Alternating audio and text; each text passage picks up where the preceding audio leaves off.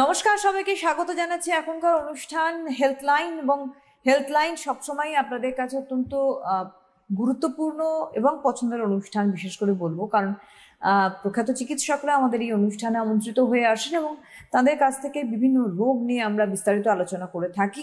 কেন হচ্ছে সে সমস্ত রোগ, তার উপসর্গ, লক্ষণ এবং সে সমস্ত রোগ থেকে আমরা কিভাবে বেরিয়ে আসতে পারি সুচিকিৎসার মাধ্যমে এবং তার সঙ্গে সচেতনতার মাধ্যমে। এই সচেতনতার কথা বলার একটি কারণ আমরা প্রত্যেকেই জানি এখন খবরে নজর রাখলেই বারংবার যে খবরটি আমাদের আতঙ্কগ্রস্ত করছে, যদি ওটা আতঙ্ক থেকে সচেতন হতে হবে, কিন্তু খবরটি বারবার চোখে আসে, তা হচ্ছে ব্রেইন ইটিং অ্যামিবা, অর্থাৎ মস্তিষ্ক খেকো অ্যামিবা, এটাও বলা হচ্ছে বাংলাতে। তো কি এই রোগ অ্যাকচুয়ালি, যার উৎপত্তি আমরা দেখেছি কেরালা থেকে, এবং যেটা কেরল সরকারের তরফ থেকে যেটা জানানো হয়েছে 69 জন এ পর্যন্ত প্রায় আক্রান্ত, 19 জনের বেশি মানুষ মৃত্যু হয়েছে মানুষের। এবং 2018 সালে বাংলাদেশেও কিন্তু এই ব্রেন ইটিং অ্যামিবার প্রকোপ দেখা গেছিল, যদিও একজন কিশোর তাতে আক্রান্ত হয়েছিল। কিন্তু কেন এটা এত প্রবল আকারে ছড়াচ্ছে, কিভাবে ছড়াচ্ছে, কি এই রোগ, এর বৃত্তান্তই বা কি এই ইতিবৃত্তান্ত নিয়ে আজকে আমরা পথ চলবো। কারণ আমাদের সঙ্গে রয়েছেন বিশিষ্ট চিকিৎসক ডক্টর তাপস প্রামাণিক। অনেক স্বাগত রাখতে হবে আমাদের অনুষ্ঠানে আসার জন্য। Doctor Tapas Pramanik, medical officer of RG Kar medical college and hospital. আজকে থাকবো আমরা এই ব্রেন ইটিং অ্যামিবা অর্থাৎ মস্তিষ্ক খেকো অ্যামিবা সম্বন্ধে আলোচনা নিয়ে একদম বিস্তারিতভাবে। প্রথমেই ডক্টর প্রামাণিকের কাছে গিয়ে একটা কথা বলবো যে ব্রেইন ইটিং অ্যামিবা নিয়ে আমরা অনেকেই কিন্তু আতঙ্কিত। এই বাংলায় চলে এলো, এই বাংলায় কিছু সিমটম দেখা গিয়েছে বলে রেড়ে করে উঠছে। স্বাভাবিকভাবেই আমাদের করোনার পরে এটা নিয়ে একটা বিশাল আতঙ্ক তৈরি হয়েছে। সবার আগে জানবো যে এই ব্রেইন ইটিং অ্যামিবাটা কি। দেখুন, কোভিডের পরে মানুষের যে কোনো একটা বিষয় নিয়ে একটা আতঙ্ক তৈরি হয় যে আবার সেরকমটা ফিরে আসলো কিনা।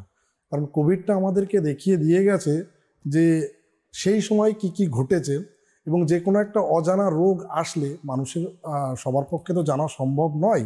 তবুও এখনকার দিনে যে ব্যাপারটা হচ্ছে, সোশ্যাল মিডিয়া আছে, টিভি মিডিয়া আছে, বা বিভিন্ন অনুষ্ঠান যারা অর্গানাইজ করে আপনাদের চ্যানেলের পক্ষ থেকেও করছে, এর ফলে মানুষ জানতে পারছে।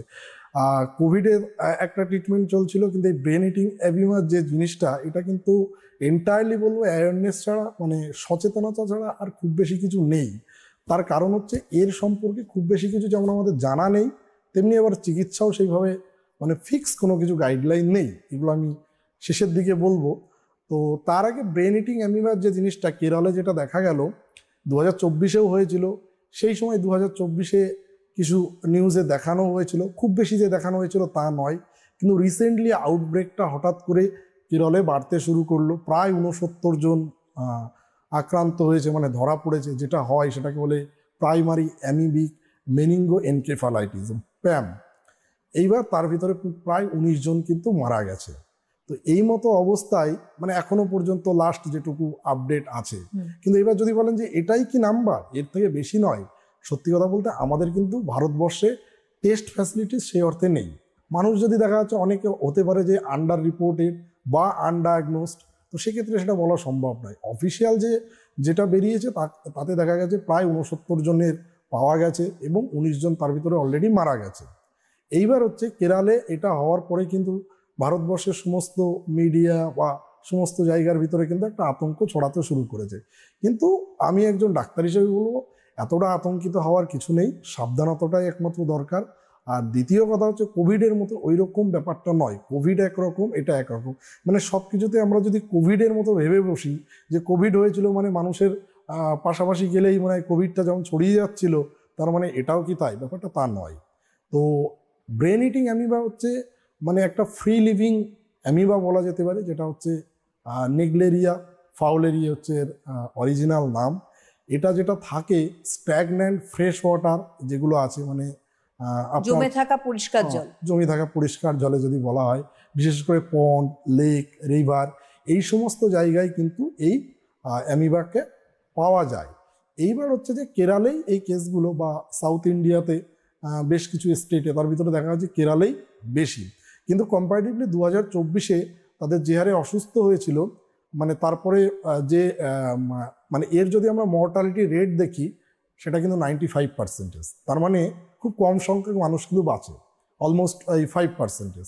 তো সেই হিসাবে 2025-এ যত কেস হয়েছে তাতে দেখা যাচ্ছে কেরলে এবার কিন্তু সাকসেস রেট মানে চিকিৎসা করার পরে বেঁচে ফিরেছে কিন্তু অনেক মানুষ, মানে আগের বারের তুলনায় মানে সাকসেস রেটটা ভালো। তার কারণ 2024 থেকেই কেরল সরকার একটা গাইডলাইন তারা অলরেডি প্রকাশ করেছিল, মানে স্ট্যান্ডার্ড অপারেটিং প্রসিডিওর যে এইভাবে করতে হবে সেগুলো ওরা বাড়িয়েছিল তাদের স্বাস্থ্য মন্ত্রকের তরফ থেকে, যেহেতু কেরালায় এই কেসগুলো বারবার দেখা যাচ্ছিল।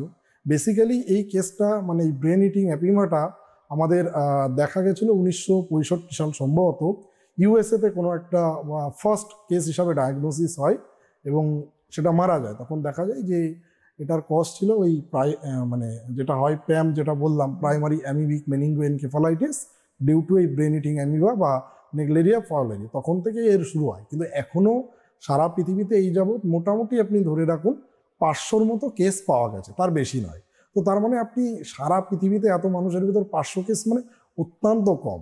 তো এটা নিয়ে রিসার্চ বা অন্যান্য অনেক কিছুই চলছে এবং তার পরবর্তী হলে যে চিকিৎসা, তার ফিক্সড কোনো চিকিৎসা ব্যবস্থা নেই, তার সাপোর্টিভ কিছু চিকিৎসা ব্যবস্থা আছে।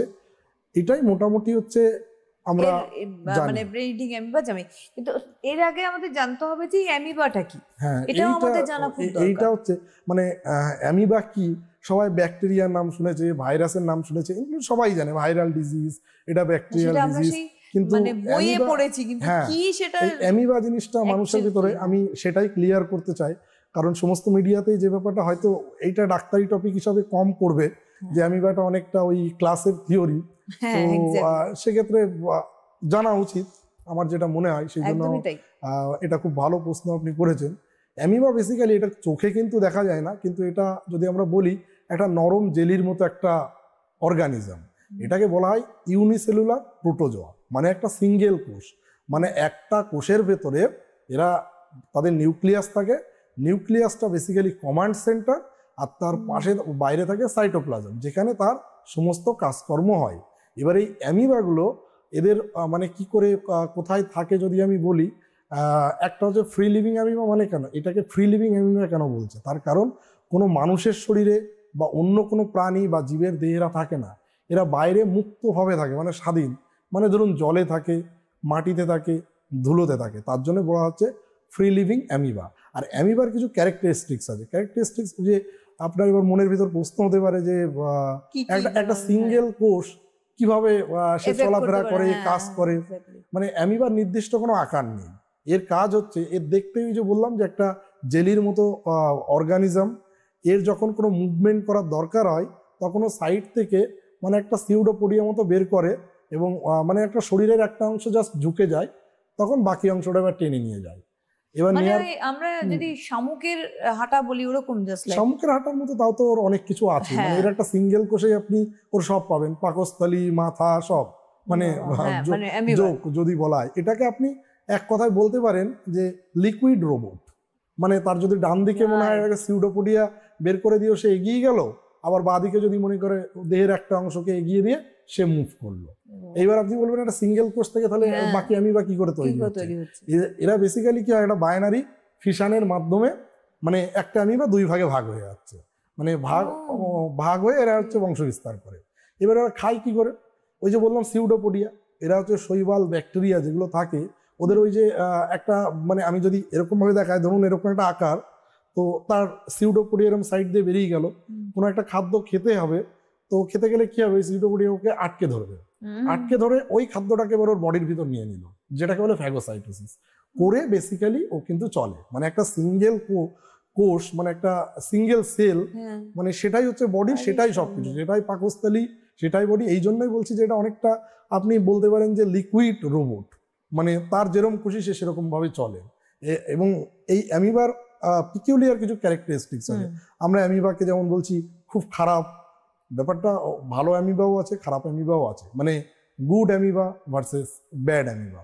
এবার এই জিনিসটা কি, গুড অ্যামিবা বলতে যে দেখুন সব অ্যামিবা যে খারাপ করে তা নয়, মানে আমাদের এই যে পুকুর যেগুলো বলছি, জলাশয়, হ্রদ, জলাশয়ের ভিতরে বিভিন্ন ব্যাকটেরিয়া থাকে, শৈবাল থাকে, এগুলো ওরা কিন্তু খেয়ে ফেলে, তো খেয়ে ফেললে কি হবে, সেই জলাশয়টাকে ওরা পরিষ্কার করে দিচ্ছে। আবার মাটিতে এরা কিন্তু ফার্টিলিটি বাড়াতেও হেল্প করে, কিছু অণুজীব ওরা ভেঙে দেয়। তার মানে রিসাইকেলিং যে প্রসিডিওর আছে সেখানেও কিন্তু এরা হেল্প করে। এইবার তার মানে হচ্ছে এইগুলো হচ্ছে গুড অ্যামিবা। আর ব্যাড অ্যামিবা কি, এই যে যেটা বললাম ব্রেন ইটিং অ্যামিবা, এই ধরনের অ্যামিবাগুলো হচ্ছে ব্যাড অ্যামিবা, যারা হচ্ছে আমাদের শরীরে শুধু রোগ নয়, যে রোগটা তৈরি করছে প্রায় অলমোস্ট 95% ডেথ, মানে এর হাই মর্টালিটি রেট। এবং তার ভিতরে এই যে ফ্রি লিভিং অ্যামিবা আছে, মানে ব্রেন ইটিং অ্যামিবা, এই ফ্রি লিভিং অ্যামিবার কয়েকটা টাইপও আছে। মানে আমরা শুধু জানছি যে এটা ব্রেন ইটিং অ্যামিবা মানে নেগলেরিয়া ফাউলেরি, আরও কয়েকটার ভিতরে রয়েছে। সেই অ্যামিবাগুলোর কাজও হচ্ছে যে তারা যে সমস্ত ডিজিজগুলো করে, বেশিরভাগ ক্ষেত্রেই এরা অ্যাটাক করে হচ্ছে ব্রেন এবং চোখ। যেমন আরেকটা নাম আপনাকে বলতে পারি অ্যাকান্থোমিবা স্পিসিস, এর কাজ হচ্ছে অ্যাকান্থোমিবা কেরাটাইটিস, মানে চোখে ইনফেকশন করে। মানে এই ধরনের বেশ কিছু ফ্রি লিভিং অ্যামিবা কিন্তু আছে। স্যাপিনিয়া, মানে বেশ পিকুলিয়ার আপনার এগুলোর নাম, এগুলোর জন্য অনেকগুলো আপনার বালাউথিয়া এরকম বেশ কিছু আছে, যাদের কাজ হচ্ছে গ্রানুলোমেটাস অ্যামিবিক এনকেফালাইটিস তৈরি করে। আর ব্রেন ইটিং অ্যামিবা তো বললাম, যেটা হচ্ছে প্রাইমারি অ্যামিবিক মেনিঙ্গো এনকেফালাইটিস করে। মানে এটার একটা বেশ কিছু পিকুলিয়ারিটি আছে। কারণ আমরা মানুষ যারা বিভিন্ন রোগ বিষয়ক, মানে সাধারণ মানুষের কথা বলছি, তারা রোগ মানে ভাবে যে ভাইরাস দেওয়া হয়, ব্যাকটেরিয়া দেওয়া হয়, মানে একটা অচেনা। এবং এই ব্রেন ইটিং অ্যামিবা আসার পরেই মানুষের মনে একটা চিন্তা ভাবনা শুরু হয়েছে অ্যামিবা জিনিসটা কি। মানে অ্যামিবাটা বেসিক্যালি কিন্তু আমাদের কারিকুলামে আমরা যদি বা যখন ক্লাসে লাইফ সায়েন্স ছোট ক্লাসে সেখানে কিন্তু আছে, কিন্তু তারপরে মানুষ দেখবেন যে পরবর্তীকালে শুধু মনে রাখে ওই ব্যাকটেরিয়া ভাইরাসটাই বেশি। অ্যামিবাটা যে বিশেষ ক্ষতি করতে পারে সেটা কিন্তু মানুষ মানে খুব বেশি মনে হয়তো রাখে না। মানে আমি অন্তত এইটা নিয়ে আলোচনা বা ডিসকাশন খুব বেশি দেখেনি, কিন্তু এখন ডিসকাশনটা হচ্ছে কেন, যে আমাদের সোশ্যাল মিডিয়াতে সবসময় অ্যাক্টিভ এবং মানুষের কাছে ইনফরমেশনটা চলে যাচ্ছে, বিশেষ করে যে ইলেকট্রনিক মিডিয়া বা এই অনুষ্ঠানের মাধ্যমে মানুষের যে আলোচনা শুরু হয়ে যাচ্ছে। হ্যাঁ, এই যে আলোচনা শুরু হওয়া মানেই কিন্তু মানুষের ভিতরে কিন্তু একটা সতর্কতা শুরু হচ্ছে, না হলে কিন্তু হয়তো মানে মানুষ জানতেও পারতো না এবং সেই সতর্কতাটা তৈরি হতো না। একদম ঠিক। এই যে নেগলেরিয়া ফাউলেরি, অর্থাৎ এই যে ব্রেন ইটিং অ্যামিবাটির যে টাইটেল, তার নাম, তার পরিচিতি, এটার একটু যদি আমরা হিস্ট্রিতে যেতে পারি। দেখুন, নেগলেরিয়া ফাউলেরি ওই টাইপ অফ হচ্ছে ফ্রি লিভিং অ্যামিবা। এটা বেসিক্যালি হচ্ছে আপনার স্ট্যাগন্যান্ট ফ্রেশ ওয়াটারে থাকে, মানে আপনার পন্ড, রিভার, লেক, এই সমস্ত জায়গায় কিন্তু এই অ্যামিবাগুলোকে দেখা যায়। তার মানে কি সব জায়গায় দেখা যায় সেটা কিন্তু নয়। প্লাস হচ্ছে যে সমুদ্রে দেখা যায়, সমুদ্রের জলে কিন্তু এর সম্ভাবনা অত্যন্ত কম। তো সেক্ষেত্রে একদম তর্পণ করতে গঙ্গাতে যেতে ভয় পাচ্ছে, যেহেতু ডুব দিয়ে স্নান করছে, মানুষের মধ্যে নাক দিয়ে ঢুকে যাবে অ্যামিবা, এরকম একটা কিন্তু আতঙ্ক তৈরি হয়েছিল। এর অনেকগুলো মিথস আছে, অনেকগুলো ফ্যাক্টস আছে যে কোনটা সত্যি। মানুষের যেটা জানা উচিত যে কোনটা ঠিক আর কোনটা ভুল। তো সেটাই আমি চেষ্টা করবো যতটা ঠিক ভুল এই কনসেপ্টগুলো ক্লিয়ার করার। তো এই ফ্রি লিভিং অ্যামিবার ভিতরে নেগলেরিয়া ফাউলেরি বেসিক্যালি যে বললাম 1965-তে দেখা গেছিল আপনার যুক্তরাষ্ট্রে একজন মারা গেছিল, তারপর থেকে এর শুরু হলো এবং তারপরে বিভিন্ন দেশ, বিশেষ করে হচ্ছে এই আপনার আফ্রিকা, পাকিস্তান, থাইল্যান্ড এবং ভারতের ভিতরে বেশিরভাগ ক্ষেত্রে দেখা গেছিলো এই কেরালা এবং সাউথ ইন্ডিয়াতে এই কেসের সংখ্যা কিন্তু অত্যন্ত, মানে যত সংখ্যা বেশি হচ্ছে তার ভিতরে দেখা যাচ্ছে কেরালাতেই এর বেশি। এবার আপনার মনে হতে পারে যে হঠাৎ করে কেরালায় কেন বেশি? দেখুন, কেরালাতে বেশি এখনকার মানুষের লাইফস্টাইল সুইমিং পুলে খুব বেশি যাচ্ছে। তো দেখুন, সুইমিং পুলে এবার কোনো জায়গায় জলটা কতটা পরিষ্কার আছে সেটা ম্যাটার করে। জলে যদি ক্লোরিনেশন ঠিকঠাক না হয়, পরিষ্কার না হয়, তাহলে কিন্তু এই যে অ্যামিবা সেখানে একটা কিন্তু থাকার সম্ভাবনা থেকেই যায়। এবং দেখা যাচ্ছে কেরালার এরকম হিস্ট্রি আছে যে কেউ একজন সুইমিং পুল থেকে, মানে যতগুলো মারা গেছে তাদের যে সমস্ত তথ্যগুলো উঠে এসছে আমাদের কাছে, দেখুন পেশেন্ট পশ্চিমবঙ্গে একটাই মাত্র পাওয়া গেছিল যতটুকু আমি দেখেছি, আর বাকি কেস কিন্তু সমস্তটাই হচ্ছে বেশিরভাগ কেরালায় ঘটেছে বা বিদেশে ঘটেছে, মাত্র 500 কেস। এর সম্পর্কে যে তথ্যগুলো আসে সেই তথ্যগুলো যদি অ্যানালিসিস করা যায়, কারো ক্ষেত্রে দেখা যাবে সে সুইমিং পুলে স্নান করতে গেছিল, স্নান করে ফিরে আসার পরে হঠাৎ করে তার সাইন সিমটম শুরু হয়েছে এবং দেখা গেছে যে পরবর্তীকালে তার ইনভেস্টিগেশন করে ডিটেক্ট করা হয়েছে এই নেগলেরিয়া ফাউলেরি, এই ধরনেরই কেস। এর বাইরে কিন্তু খুব বেশি কিছু পাওয়া যায়নি। আর অন্যান্য যেগুলো বললাম আরও কিছু ফ্রি লিভিং অ্যামিবা আছে, সেগুলো আরও আনকমন, মানে যেগুলো আপনার একান্তমিটা তাও পাওয়া যায়, আরও কিছু আছে বানামতিয়া, সেগুলো অত্যন্ত কম, মানে সেগুলো ডায়াগনোসিসটা মানে খুব যে বেশি আছে তা নাই, কিন্তু যে সমস্ত ডিজিজ করে তার মর্টালিটি রেট অত্যন্ত হাই এবং এগুলো কিন্তু রেয়ার। সিমটমস গুলো যদি একবার আমরা জানতে পারি যে দেখুন, কি এই থাকে এই রোগে। নেগলেরিয়া ফলেরিতে বা ব্রেন ইটিং অ্যামিবাতে যেটা হয়, এর বাংলা মানে আমরা তো মানে যেটা বলা হচ্ছে মস্তিষ্ক খেকো অ্যামিবা, মানে মাথাটাকে আর কি ব্রেনটাকে খেয়ে ফেলছে যদি আমরা বাংলায় বলি আর কি। তো এখানে যে মানে যেটা হয়, আপনি যখন স্নান করতে গেলেন, স্নান করার পরে এটা ঢোকে কিন্তু নাক দিয়ে, এবার নাক দিয়ে ঢোকার পরে যে অলফ্যাক্টরি নার্ভ আছে সেই নার্ভ দিয়ে হচ্ছে আপনার চলে যাবে কিন্তু ব্রেনে। এবার ব্রেনে গিয়ে তারপরে সংক্রমণটা কিন্তু এমন একটা জায়গায় নিয়ে যাবে, তখন এই মেনিঙ্গো এনকেফালাইটিস যদি আমরা বলি যে মেনিঙ্গো এনকেফালাইটিস ব্যাপারটা কি, আমাদের যে ব্রেনের যে আবরণগুলো আছে সেটাকে বলে মেনিনজেস, সেখানে যে ইনফেকশন হয় বা ইনফ্লামেশন সেটা হচ্ছে মেনিনজাইটিস, আর এমনি ব্রেন টিস্যুতে সেটা হচ্ছে এনকেফালাইটিস, তার যে ইনফ্লামেশন বা ইনফেকশন। তো এটা কিন্তু মিলিত হয়, মানে ব্রেনের টিস্যুতে প্লাস ব্রেনের আবরণী দুটো জায়গায় দুটো, তার মানে এটা কতটা ভয়ঙ্কর। এমনিতেই এনকেফালাইটিস মানে নর্মালি আপনি যদি শুধু এনকেফালাইটিস বলেন বা শুধু মেনিনজাইটিস বলেন তাহলে কিন্তু সেটাও ভয়ঙ্কর, আর এটা হলো দুটোর কম্বিনেশন, তাহলে এটা ভাবুন যে কতটা ভয়ঙ্কর। এর জন্যই কিন্তু এর মর্টালিটি রেট অত্যন্ত হাই। আর এটা যদি কোনো ক্রমে আপনার নাকে একবার ঢুকে যায় তার মানে আপনার ব্রেনে খুব তাড়াতাড়ি চলে যাবে এবং খুব তাড়াতাড়ি ডিজিজটা প্রোগ্রেস করে। যার জন্য সিমটমগুলো কি, দেখুন প্রথম দিকে আমরা ধরে রাখতে পারি যে একটা আর্লি ফেজ একটা লেট ফেজ। নর্মালি এই এনকেফালাইটিস বা মেনিনজাইটিসের যে সিমটমগুলো হয় তার মতো কিছু সিমিলারিটিস আছে। এটার ক্ষেত্রে যেটা হবে হাই গ্রেড ফিভার, মানে আপনার খুব জ্বর আসবে এবং তার সাথে হচ্ছে প্রচণ্ড মাথা ব্যথা, তার সাথে দেখা যাচ্ছে মাথা ব্যথা হচ্ছে, এবার বমি লাগছে, বমি ভাব লাগছে, বমি হতে পারে। তারপরে যেটা হয় আমাদের যে নেক স্টিফনেস, মানে আমাদের ঘাড়টা এটা কিন্তু শক্ত হয়ে যাওয়া, এটা একটা কিন্তু সিমটম দেখা যায়। লেট ফেজে কি দেখা যাবে, লেট ফেজে কিন্তু খিঁচুনি পর্যন্ত হয় এবং আলটিমেটলি খিঁচুনি হওয়ার পরে পেশেন্ট কিন্তু আলটিমেটলি কোমার দিকে চলে যায় এবং মানুষের কিন্তু ডেথ পর্যন্ত হয় প্রায় 1 থেকে 9 দিনের ভিতরেই, মানে খুব শর্ট টাইমে, ম্যাক্সিমাম 2 সপ্তাহ বলা যেতে পারে, ডিজিজটা এমন জায়গায় প্রোগ্রেস করে যায় যে আপনি হয়তো দেখা যায় ডিটেকশনের আগেই এই কেসটা খুব খারাপ জায়গা এবং মানুষ মৃত্যুর দিকে পর্যন্ত চলে যেতে পারে। এবার এত তাড়াতাড়ি মানে এত প্রোগ্রেসিভ যে তাকে ডিটেকশন করার টাইম পাওয়া যায় না। আর সবথেকে বড় ব্যাপার, মানুষ মানে যখন ডায়াগনোসিসের কথা ভাবছেন তখন হয়তো ভাবা হচ্ছে যে এই যে কমন যে সিমটমগুলো এগুলো এনকেফালাইটিস বা আপনার মেনিনজাইটিস বা অ্যাকিউট মাইগ্রেন, এই সমস্ত ক্ষেত্রেও মানুষ কিন্তু বা আমাদের ক্ষেত্রে হয়তো গুলিয়ে ফেলা হয়, যেটা হলো হতে পারে।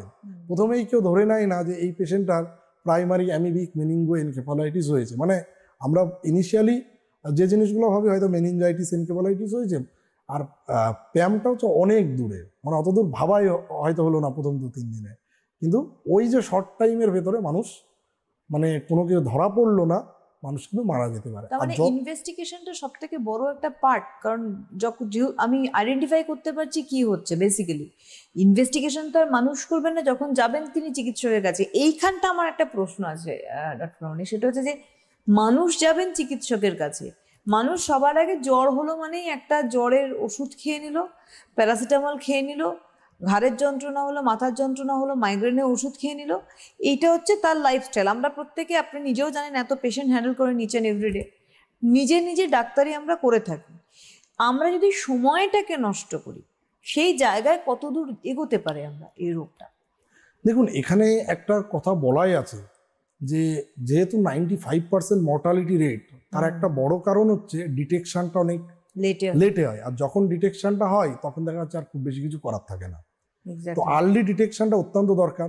এবার ধরুন ইনিশিয়ালি আপনার ওই যে বললাম একটা মাথা ব্যথা হচ্ছে, আপনি শুরুতেই প্যাম এই জিনিসটা হয়তো অনেক ভাববেন না, তারপরে ধরুন একটা টেস্ট আপনি করছেন, একটা তো সবকিছু তো একটা প্রসিডিওর আছে, আপনাকে স্টেপ বাই স্টেপ যেতে হবে। তো সেই স্টেপ বাই আপনি প্রথম দিনে জ্বর আসলো, মাথা ব্যথা হলো, শুরুর দিনেই এর যে তার আগে আমি ইনভেস্টিগেশনগুলো বলে নিই যে ইনিশিয়ালি কি ইনভেস্টিগেশনগুলো করা যায়।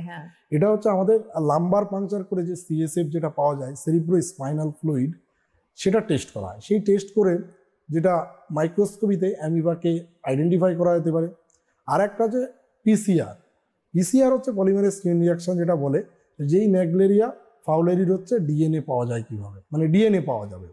তার সাথে আপনি যদি সিটি বা এমআরআই করেন, হয়তো যদি ব্রেনে সোয়েলিং আছে কি, মানে কোথাও সোয়েলিং, কোথাও ইডিমা, এই সমস্ত থাকতে পারে। এইটা হচ্ছে মানে আপনি একদম অ্যাকিউরেট ডায়াগনোসিসের জন্য।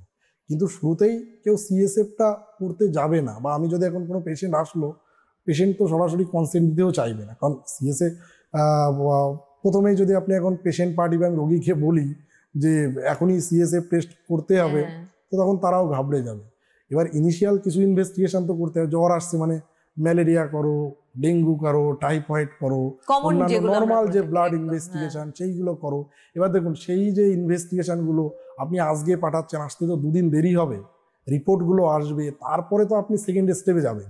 কিন্তু এই ডিজিজটা এত প্রোগ্রেসিভ, এত শর্ট টাইমে হয় যে আপনি ওই শুরুতে যে ডিসিশনটা যদি ঠিক না নেওয়া যায়, তাহলে দেখা যাচ্ছে যে ডিজিজটা প্রোগ্রেস করে গিয়ে আলটিমেট আর কিছু করার থাকে না। এবার এইটা শুধুমাত্র যে, এবার একটা সিস্টেমেরও গন্ডগোল আছে। সিস্টেমের গন্ডগোল বলতে যে ধরুন আমাদের সেই ল্যাবরেটরি ফ্যাসিলিটিস নেই যে আপনি চাইলেই এটাকে টেস্ট করতে পারবেন।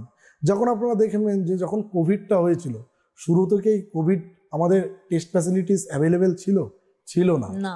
সেটা কিন্তু আস্তে আস্তে সমস্ত জায়গায় কিন্তু বাড়লো। কিন্তু তার আগে অনেক মানুষ এফেক্টেড হয়েছে, মারা গেছে, অনেক অনেক ক্ষতি হয়েছে। তারপরে কিন্তু সরকার সেটার ব্যবস্থা করেছে। কিন্তু সেই কোভিড কোটি কোটি মানুষের হয়েছে, তার জন্য সরকার এত বিভিন্ন দেশের বিভিন্ন সরকার পদক্ষেপ নিয়েছে।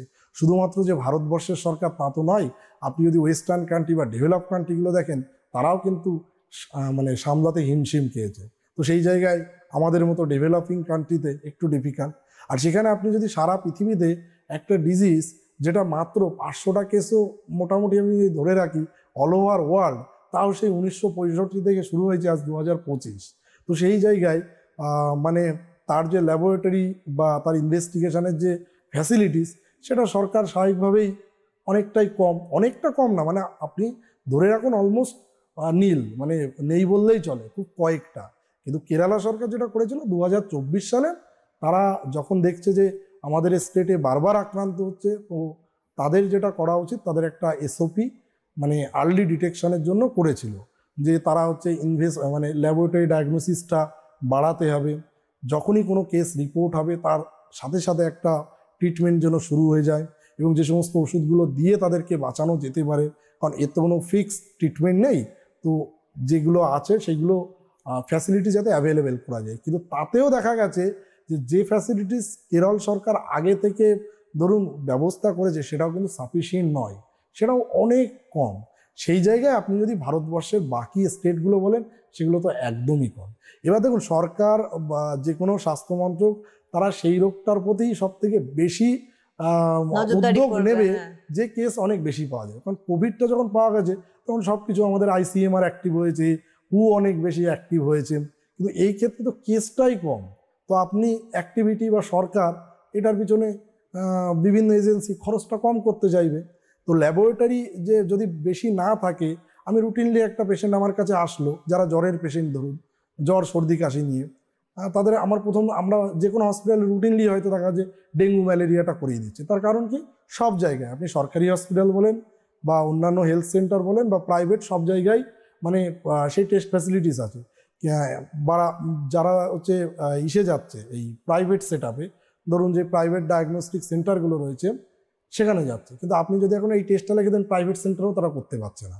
হয়তো অনেক মানুষের টাকা আছে যারা প্রাইভেটে যেতে পারে, আপনি লিখে দিলেও তো করতে পারবেন না, কারণ তাদের কাছে ওই ফ্যাসিলিটিস কিন্তু অ্যাভেলেবেল নেই। কারণ এই ফ্যাসিলিটিস অ্যাভেলেবেলের জন্য কেসটা যেমন অনেক কম, তার জন্য সরকারেরও উদ্যোগ কম। কিন্তু উদ্যোগ নেওয়া উচিত, এবং শুধুমাত্র যে আমাদের দেশের এটা দোষ তা নয়, এটা কিন্তু সারা ওয়ার্ল্ডের কোথাও সেইভাবে কিন্তু ফ্যাসিলিটিস নেই। কারণ কেস কম যখনই হয়, তখনই তার কিন্তু রিসার্চ অনেকটাই কমে যায়। একদমই তাই। এর ম্যানেজমেন্ট আমাদের হাতে সময় ধীরে ধীরে কমেই আসছে প্রায়। এর ম্যানেজমেন্টের প্রিভেনশন, এইটা সব থেকে গুরুত্বপূর্ণ বিষয়। কারণ এটা খুব দুর্ভাগ্য যে আমাদের সংখ্যার উপর ভিত্তি করে আমাদের অত্যাধুনিকতা চিকিৎসা পদ্ধতিতে আসবে, এটা কখনোই কাম্য নয়। যে ব্রেন ইটিং অ্যামিবাতে যদি বহু মানুষ একসাথে আক্রান্ত হয়, তবে গিয়ে আমি ব্যবস্থাপনা নেব, সেটা বোধহয় কখনোই কাম্য নয়। এবং এটা আমরা এখান থেকে হেল্পলাইন থেকে অন্তত এই অনুরোধটা জানাবো যে যেটাই হোক না কেন, সেটা 500 কেন 5 জন হলেও যাতে আমাদের অ্যালার্টনেসটা কিন্তু শুধু মানুষের না, সর্বত্র হওয়া দরকার। তো এই ম্যানেজমেন্ট এন্ড প্রিভেনশনটা কি হয়? দেখুন, এর কিন্তু পার্টিকুলারলি বললাম যে ফিক্স কোনো ট্রিটমেন্ট নেই। যেটা করা হয়, কিছু কিছু ওষুধ দেওয়া হয়, যেমন অ্যাম্পোটেরিসিন বি দেওয়া হয়, কেরালাতে মিল্টেভোসিন যে ড্রাগ তাদের ওই কাজ করছিল, কিন্তু ফিক্স নয়। তো সেক্ষেত্রে এই ড্রাগগুলো কিছুটা কাজ করে এবং সেটার অ্যাভেলেবিলিটি কিন্তু বাড়িয়েছিল এবং কেরল সরকার কিন্তু উদ্যোগগুলো নিয়েছিল। আর এই ট্রিটমেন্টটা শুধু মানে যেহেতু পেশেন্ট কোমায় চলে যেতে পারে এবং পেশেন্ট খুব দ্রুত খারাপ হয়, এর কিন্তু একটা আইসিইউ সেট আপের কিন্তু দরকার হয়। মানে পেশেন্টগুলো যখনই আসছে তখনই খারাপ দেখলে তাকে আইসিইউতে একটা আন্ডার মনিটরিং রাখা উচিত। তো সেই ফ্যাসিলিটিস কিন্তু অত্যন্তভাবে দরকার, কারণ এগুলো পুরোটাই সাপোর্টিভ। ব্রেন এফেক্টেড হচ্ছে, তার যে আরও অন্যান্য সাপোর্টিভ ম্যানেজমেন্টগুলো করা হয় সেগুলো যাতে অতি দ্রুত শুরু করা যায়, তবেই একমাত্র এর চিকিৎসা কিন্তু করা সম্ভব। কিন্তু ফিক্সড গাইডলাইন বললাম কিছুই নেই। ওই কোভিডে যেরকম আমরা করেছি এক্ষেত্রেও তাই। এক্ষেত্রে এনকেফালাইটিস বা মেনিনজাইটিস হলে আমরা যেরকম ট্রিটমেন্ট করি ঠিক অনেকটা ওই রকম প্রসিডিওর। কিন্তু এনকেফালাইটিস বা মেনিনজাইটিস শুধুমাত্র যে অ্যামিবার জন্য তো হয় তা তো নয়, সেখানে ব্যাকটেরিয়া আছে, ভাইরাস আছে, অন্যান্য অনেক কজ আছে। তো সেক্ষেত্রে এর ফিক্স নয়, অ্যাম্পোটেরিসিন বি, মিল্টেভোসিন আর অন্যান্য supportive drug, but ICU set আপটা থাকা জরুরি। আর একটা ব্যাপার আপনি যেটা বললেন খুব ভালো কথা, 500 কেন 5টা কেস, আমিও তাই মনে করি। একটা কেসের জন্য সেই ফ্যাসিলিটিস থাকা কিন্তু উচিত। কিন্তু হ্যাঁ, সেটা তো অবভিয়াসলি মানে অ্যাডমিনিস্ট্রেটিভ সাইড বা গভর্নমেন্ট সাইড, এটা তাদের ক্ষেত্রে উদ্যোগ নিতে হবে এবং এগুলো যথেষ্টই খরচ সাপেক্ষ। এবং বিশেষ করে আমাদের দেশে যে জিনিসটা নেই সেটা বললাম ল্যাবরেটরি ফ্যাসিলিটি, যাতে দ্রুত টেস্ট করা যায়, দ্রুত অ্যাভেলেবেল হয়। মানে কোনো একটা পেশেন্ট ডাক্তারের কাছে আসলো, সে যাতে ফ্যাসিলিটিসটা তাড়াতাড়ি পেশেন্ট মানে আমি একটা টেস্ট লিখে দিলাম, কারণ সেই রিপোর্টটা না আসলে তো আমি সিদ্ধান্তটা নিতে পারবো না। এবার সে দেখা যাচ্ছে সেই বাইরে ল্যাব নেই, তো সেরকম একটা অসুবিধা। আর এখানে যে প্রিভেনশনগুলো নেই, সব থেকে বড় দরকার যে প্রিভেনশন এটা মানুষের মনে শুরু হয় যে কোভিড যেমন পাশে গেলে আপনার ছড়িয়ে যাচ্ছে, কিন্তু একজন এই প্যাম আক্রান্ত হয়েছে, তার পাশে দাঁড়ালে কিন্তু আমার প্যাম হবে না। এবং আর একটা ব্যাপার হচ্ছে যে এটা নাক দিয়ে ঢোকে, মানে আপনি হচ্ছে ওই জলটা যে দূষিত জল আপনার যদি মুখ দিয়েও ঢুকে যায় তাহলে কিন্তু হবে না, একমাত্র নাক দিয়ে ঢুকলেই হবে। তার মানে মানুষের থেকে মানুষে স্প্রেড করছে না, আর আপনার মুখে জল গেলে কিন্তু হচ্ছে না, কিন্তু নাক দিয়ে যদি ঢুকে যায় তবে হয়। আর একটা হচ্ছে নেজাল ইরিগেশন করার সময় যদি আপনি এই যে সমস্ত জল ইউজ করছেন সেটা ডিস্টিল ওয়াটার বা বয়েলড ওয়াটার যদি ইউজ করেন তবেই একমাত্র ভালো। আর যে সমস্ত জলাশয় ক্লোরিনেশন ঠিকঠাক হয়নি সেই সমস্ত জলাশয়ে যাওয়া উচিত নয়, ঠিকঠাক করে পরিষ্কার করা উচিত, নোংরা জলের ভিতরে স্নান করা উচিত নয়। এবং এই যে টাইম পিরিয়ড, বিশেষ করে সামার টাইমে দেখা যায়, সেই সমস্ত টাইমে যদি একটু অ্যাভয়েড করা যায় তাহলে কিন্তু মানুষের ক্ষেত্রে এই জিনিসটা আক্রান্ত হওয়ার সম্ভাবনা অনেকটাই কমে যায়। সুতরাং আমরা একটা বার্তা অবশ্যই দিলাম ডক্টর প্রামাণিকের মাধ্যম দিয়ে, এবং এটা একদম বাস্তব যে আমাদের অনেকটা সচেতন হতে হবে এবং অবশ্যই আমাদের প্রশাসনিক স্তর থেকেও নিশ্চয়ই এর আগামী দিনে ব্যবস্থাপনা গ্রহণ করা হবে যাতে আমরা সুস্থভাবে জীবনযাপন করতে পারি। তবে ভয় না, ছোঁয়াচে নয়, ব্রেন ইটিং অ্যামিবা, সুস্থতা সচেতনতার মূল মন্ত্র আমাদের হওয়া উচিত। আজকের হাতে সময় নেই, হেল্পলাইন অনুষ্ঠান নিয়ে আবারও আমরা ফিরবো। অনেক ধন্যবাদ ডাক্তারবাবুকে, ধন্যবাদ আপনাদের জানাই, নমস্কার।